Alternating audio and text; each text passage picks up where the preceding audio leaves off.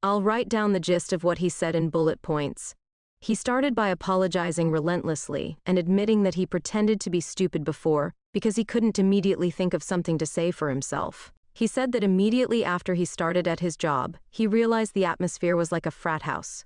All of his team members were men in their 20s and 30s that were single and fuckboys, his word. He noticed that the one guy in their team that was married would either get picked on or essentially excluded from any and all social interactions that included getting lunch, inside jokes, going out on Friday, etc. These guys were friendly and welcoming to Josh, and he admitted that he was desperate to fit in with them. He hated feeling like fresh meat. So he was scared that saying he was married would alienate him from his coworkers, and at first just never mentioned that he was married. He said he did wear his wedding ring and that they had just never pointed it out.